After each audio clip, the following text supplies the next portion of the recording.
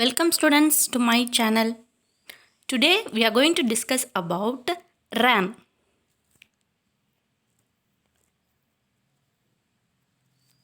So in the previous video I gave you an introduction to memory. So memory is nothing but the storage space in the computer where the data and instructions are stored. I told you there are three types of memory. So cache memory, primary memory, that is the main memory, secondary memory. Yeah, memory we are dividing into three types. So first we will see what is cache memory. Cache memory is the fastest memory and it is having a very high speed. It is made up of semiconductor memory. So I can explain you correctly what is this cache memory. For in your phone you are having the contacts list. இப்போ contacts லிஸ்ட்டில் for example இப்போ ஒரு 500 contacts நீங்கள் வச்சுருக்கீங்க அப்படின்னா contacts லிஸ்ட்டில் 500ஓட நேமும் வந்து டிஸ்பிளே ஆகும். இதை நீங்கள் என்ன பண்ணுறீங்க, when you call recent contacts பாருங்கள். ரீசன்ட் காண்டாக்ட்ஸில் என்ன இருக்குது, நம்ம அடிக்கடி நம்ம கால் பண்ணுறவங்க நமக்கு கால் வந்தது அந்த லிஸ்ட் இருக்கும். அப்போ மொத்தமாக இருக்க 500 லிஸ்ட்டை விட இந்த லிஸ்ட்டு வந்து கம்மியாக இருக்கும். அப்போ நம்ம ஃபஸ்ட்டு வந்து காண்டாக்ட் வந்து கால் பண்ணுற டயல் பண்ணும்போது நம்ம சர்ச் பண்ணும்போது எந்த லிஸ்ட்டை சர்ச் பண்ணுறோம், இந்த ரீசன்ட் காண்டாக்ட் லிஸ்ட்டை. ஏன்னா ஃப்ரீக்வெண்ட்டாக நம்ம அதை யூஸ் பண்ணுறோம். இதோட சர்ச்சிங் டைம் வந்து கம்மியாக இருக்கும். அதே நம்ம போய் அந்த காண்டாக்ட் லிஸ்ட்டில் இருக்க 500ல் யார் ஆளை தேடுற அந்த டைமை விட இந்த ரீசன்ட் காண்டாக்ட்ஸில் தேடுற டைம் வந்து கம்மியாக இருக்கும். இதே வந்து நீங்கள் இன்னொரு எக்ஸாம்பிள், இப்போ நீங்கள் வந்து ப்ரௌசரில் போய் சர்ச் பண்ணுறீங்க இல்லையா, அப்போ ஒரு சர்ச் பண்ணும்போது உங்களுக்கு வந்து ஹிஸ்ட்ரி இருக்குது, ஹிஸ்ட்ரின்னு ஆப்ஷன் இருக்குது, ஃபேவரட்ஸ்னு ஆப்ஷன் இருக்குது இல்லையா. இப்போ இந்த ஹிஸ்ட்ரியில் என்ன இருக்குது, நம்ம அடிக்கடி நம்ம பார்த்த விசிட் பண்ண சைட்ஸோட டீட்டெயில்ஸ் எல்லாமே எதில் இருக்கும், ஹிஸ்ட்ரியில் இருக்கும். அதே சமயம் ஃபேவரட்ஸில் நீங்கள் ரொம்ப ஃப்ரீக்வெண்ட்டாக யூஸ் பண்ணுற லிங்க்ஸு அதோட அட்ரஸ் எல்லாம் ஃபேவரட்ஸில் இருக்கு. அப்போ நான் ஒவ்வொரு தடவையும் நம்மளுடைய சர்ச்சை வந்து நம்ம ஃபுல் வெப் சர்வர்கிட்ட கொடுத்து சர்ச் பண்ணிட்டு வர்றதுக்கு விட நம்ம ஃபேவரட்ஸில் போய்ட்டு அந்த லிங்க்கை போய், ஏன்னா அதில் ஆல்ரெடி இருக்கும், அப்போ அதோட ஆக்சஸ் டைம் வந்து என்னவாக இருக்கும் அப்படின்னா கம்மியாக இருக்கும். இதுதான் நம்ம வந்து என்னென்னு சொல்லுவோம்னா கேஷ் மெமரி. அதாவது எல்லா டீட்டெயிலும் இருக்கிற இடத்துல போய் ஒரு டீட்டெயிலை தேடுறதோட டைம் வந்து அதிகமாக இருக்கும். அதே சமயம் இந்த கேஷ் மெமரி வந்து நம்ம ஃப்ரீக்வெண்ட்லி யூஸ்டு டேட்டாவை கேதர் பண்ணி வச்சுருக்கோம். ரொம்ப ஃப்ரீக்வெண்ட்டாக நம்ம யூஸ் பண்ணுற டேட்டாவை கேதர் பண்ணி வச்சுருக்கோம். அப்போ கேஷ் மெமரியோட சர்ச்சிங் டைம் வந்து ரொம்ப கம்மியாக இருக்கும். அதனால தான் நம்ம இந்த கேஷ் மெமரியை வந்து என்னன்னு சொல்கிறோம் அப்படின்னா ஸ்பீடு மெமரி அப்படின்னு நம்ம வந்து சொல்கிறோம். யூஸ்வலி இந்த கேஷ் மெமரி வந்து it will be use to hold the parts of the data and program which are most frequently used. This is the main thing. Cache memory வந்து எதை வச்சுருக்கோம், மோஸ்ட் ஃப்ரீக்வெண்ட்லி யூஸ்டு டேட்டா ஐட்டம்ஸை store பண்ணி வச்சுருக்கோம். So அதில் போய் நீங்கள் search பண்ணி தேடுறது அப்படிங்கிறது ரொம்ப ஈஸி. ஸோ இதெல்லாம் நம்ம வந்து என்னென்னு சொல்லுவோம்னா கேஷ் மெமரி. இப்போ what are the advantages of cache memory அப்படின்னா, மெயின் மெமரியை விட கேஷ் மெமரி இஸ் ஃபாஸ்டர். சரியா? So cache memory is faster than main memory. அதே சமயம் it consumes less access time. இதுதான் நான் சொன்னேன், சர்ச்சிங் டைம் வந்து ரொம்ப கம்மியாக இருக்கும். நம்ம ஃபுல் லிஸ்ட்டு நீங்கள் ஹிஸ்ட்ரியில் போய் ஒரு டேட்டாவை எடுக்கிறதுக்கும் நீங்கள் திருப்பி கூகுளில் அந்த லிங்கை டைப் பண்ணி அதுக்கப்புறம் அது போய் தேடிட்டு வர்றதுக்கும் டைம் டிஃப்ரென்ஸ் வந்து இருக்கும். சரி, அதை தான் நம்ம ஆக்சஸ் டைம் அப்படின்னு நம்ம சொல்கிறோம். அப்போ கேஷ் மெமரியோட ஆக்சஸ் டைம் வந்து less compared to main memory. இது ரெண்டு தான் அதோட main advantages. So what are the disadvantages of cache memory? Cache மெமரிக்கு வந்து லிமிட்டட் கெப்பாசிட்டி. ஸோ இதில் வந்து நமக்கு லெஸ் ஆக்சஸ் டைம் தானே இருக்குது. அப்போ வந்து நம்ம எல்லாத்தையும் நம்ம வந்து கேஷ் மெமரியிலே ஸ்டோர் பண்ணி வச்சுக்கலாமே, இல்லை அது மாதிரி நீங்கள் செய்ய முடியாது. ஏன்னா கேஷ் மெமரி வந்து ரொம்ப ரொம்ப எக்ஸ்பென்சிவ் அண்ட் அதோட கெப்பாசிட்டி பார்த்திங்க அப்படின்னா ரொம்ப கம்மியாக தான் இருக்கும். It is having very limited capacity. அதனால் திருப்பி எல்லா டேட்டாவையும் நீங்கள் போய் எதில் டம்ப் பண்ண முடியாது, கேஷ் மெமரியில் டம்ப் பண்ண முடியாது. கேஷ் மெமரியில் வந்து ஃப்ரீக்வெண்ட்லி யூஸ் டேட்டா மட்டும்தான் நீங்கள் வந்து என்ன பண்ண முடியும் அப்படின்னா சர்ச் பண்ணி வைக்க முடியும். அதனால தான் உங்களுக்கு காண்டாக்ட் லிஸ்ட்டில் பார்த்தீங்கன்னா காண்டாக்ட் லிஸ்ட்டு ரீசன்ட் காண்டாக்ட் ஃபேவரட்ஸ்னு ஆப்ஷன் இருக்குது. அப்போ இப்போ காண்டாக்ட் லிஸ்ட்டில் 500 நேம்ஸ் இருக்குது அப்படின்னா ரீசன்ட் கால் லிஸ்ட்டில் போய் பார்த்தீங்கன்னா யார் யார் உங்களுக்கு கால் பண்ணுறாங்க எல்லாமே இருக்கும். அப்போ அதில் ஒரு 200 என்ட்ரிஸ் இருக்குது. இப்போ 200 என்ட்ரிஸில் சர்ச் பண்ணுறதும் கம்மி.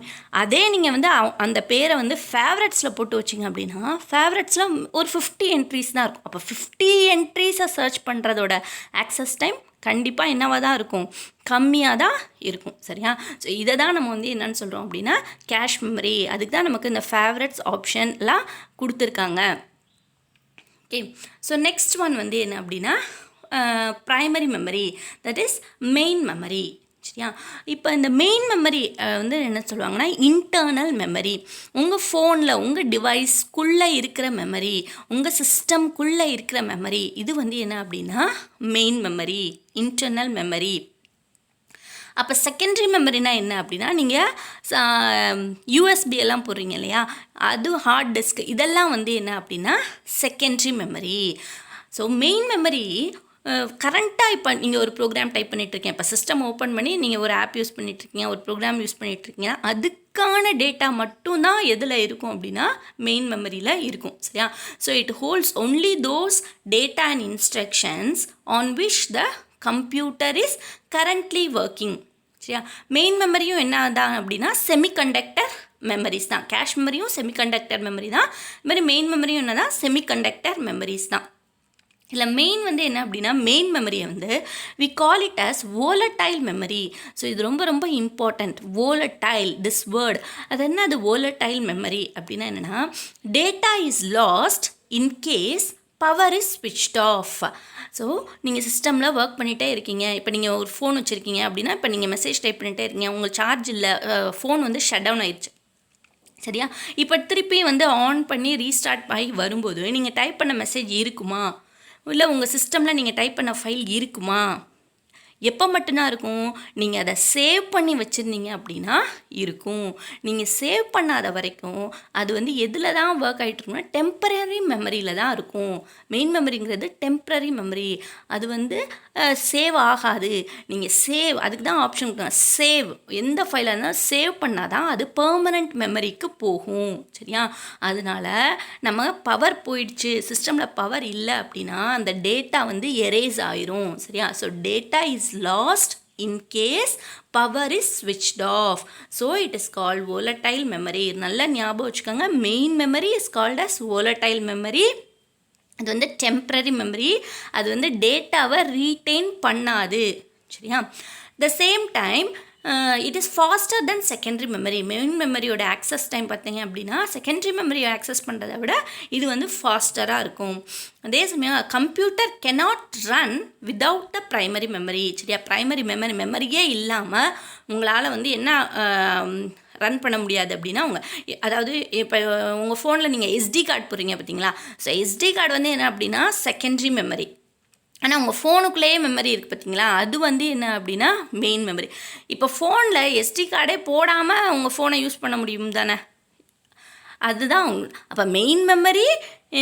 ஆனால் மெயின் மெமரி இல்லாமல் உங்களோட ஃபோனை நீங்கள் வந்து யூஸ் பண்ண முடியுமா? முடியாது. சரியா? அப்போ computer cannot run without the primary memory. Okay, இப்போ இந்த ப்ரைமரி மெமரியை is divided into 2 sub categories. So ஒன்று வந்து என்னென்னா ரேம், இன்னொன்று வந்து ராம். சரியா? So today's topic is RAM, random access memory. சரியா? So what is this random access memory? இந்த ரேண்டம் ஆக்சஸ் மெமரி அப்படிங்கிறது வோலடைல் மெமரி. ஸோ நான் சொல்லிட்டேன் உங்களுக்கு வோலடைல்னால் என்ன அப்படின்னா பவர் ஸ்விட்ச் ஆஃப் ஆனால் டேட்டா வந்து ரீட்டைன் ஆகாது. சரியா? So data stored in it will B last when we switch off the computer or if there is no power failure. அதனால தான் ரேம், ரேண்டம் ஆக்சஸ் மெமரியை வந்து நம்ம என்னன்னு சொல்கிறோம், வோலடைல் மெமரி அப்படின்னு நம்ம சொல்கிறோம். ஸோ இந்த ரேமில் there are 2 types. சரியா? ஒன்று வந்து static RAM and another one is dynamic RAM, அதாவது SRAM, DRAM. கேள்விப்பட்டிருப்பீங்க இந்த வேர்ட்ஸை. சரியா? ஸோ ஸ்டாட்டிக் ரேம்னா என்ன, டைனமிக் ரேம்னா என்ன?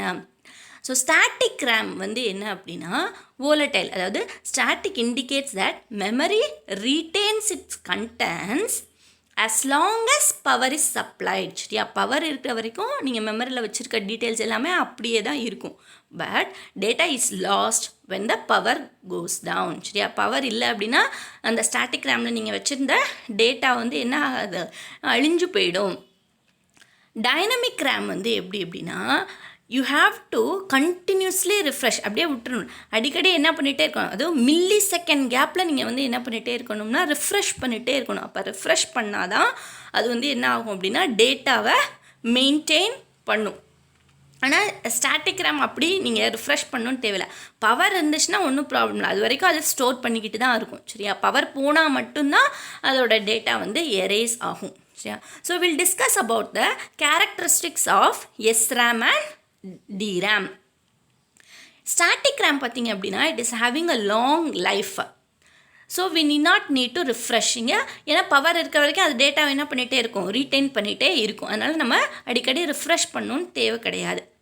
At the same time static RAM வந்து ரொம்ப ஃபாஸ்ட். சரியா, ஸோ ஃபாஸ்ட்னால நம்ம ஸ்பீட் அப்படின்னாலே நம்ம எது தான் ஹையர் ஸ்பீடு சொல்லியிருக்கோம், கேஷ் மெமரி தான். அதனால் இது ரொம்ப ஃபாஸ்டராக இருக்கிறதுனால SRAM வந்து நம்ம எதுக்கு யூஸ் பண்ணிக்கலாம் அப்படின்னா கேஷ் மெமரியாக யூஸ் பண்ணிக்கலாம்.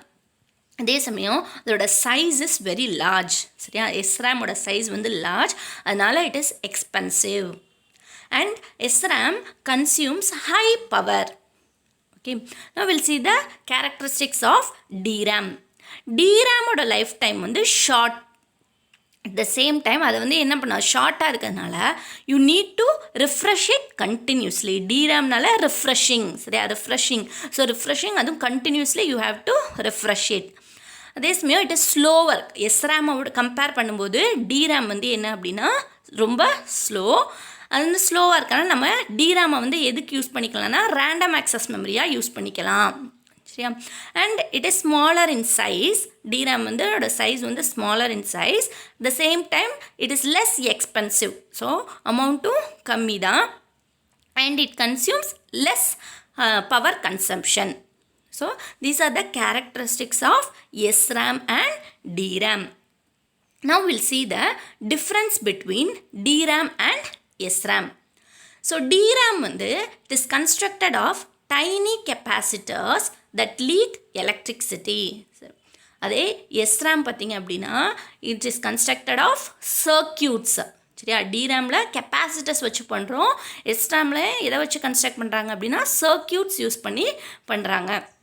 இப்போ DRAM எடுத்துக்கிட்டிங்கன்னா requires recharge. I told you, DRAMனாலே என்ன சொல்லணும், கண்டினியூஸாக ரிஃப்ரெஷ் பண்ணிகிட்டே இருக்கணும், அதுவும் மில்லி செகண்டில். So every few milli seconds DRAM என்ன பண்ணிகிட்டே இருக்கணும், நீங்கள் ரிஃப்ரெஷ் பண்ணிகிட்டே இருக்கணும். சரியா, ஆனால் SRAM will hold it's contents as long as power is available. அங்கே ரிஃப்ரெஷ்மெண்ட் தேவை கிடையாது. DRAM is inexpensive. காசு வந்து இட் இஸ் அமௌண்ட் வந்து கம்மி தான். ஆனால் SRAM வந்து expensive. And DRAM is slower than static RAM, whereas SRAM வந்து ஃபாஸ்டர் தேன் டைனமிக் ரேம். அதனால் நம்ம அதை வந்து எதுக்கு யூஸ் பண்ணுறோம் அப்படின்னா கேஷ் மெமரியாக யூஸ் பண்ணுறோம். So DRAM can store many bits per chip, whereas SRAM cannot store many bits per chip.